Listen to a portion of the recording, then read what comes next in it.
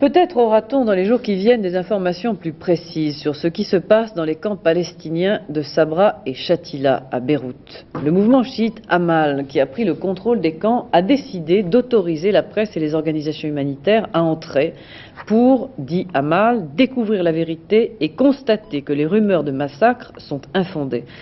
Et pourtant, les témoignages sont plutôt accablants. Joël Hazard. Cette femme a vu son fils tomber devant ses yeux, fauché par l'explosion d'un obus. Les miliciens d'Amal et les soldats de la 6e brigade voulaient achever son fils, affirme-t-elle. Elle s'est jetée sur lui, a supplié « N'êtes-vous pas de vrais musulmans, ayez pitié de mon fils ». Elle a insisté pour partir avec le blessé. Ils ont répondu « Éloignez-vous, on vous achève avec lui ». Ils ont embarqué le blessé avec son second fils. « Nous voulons nos maisons, crie-t-elle.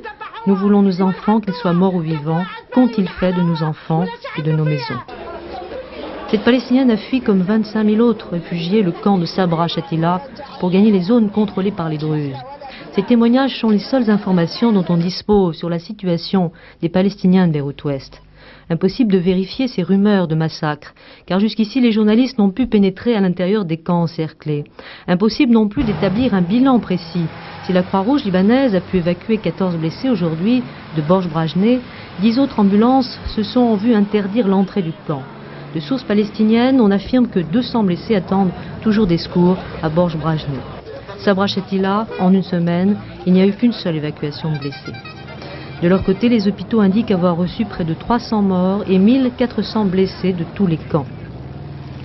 Les combats sont entrés dans leur 2e semaine. En dépit de nombreuses victimes dans leur rang, les miliciens d'Amal, appuyés par la 6e brigade, ne sont toujours pas parvenus à venir à bout de la résistance palestinienne.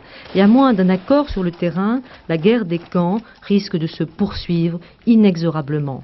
Et cela pour plusieurs raisons.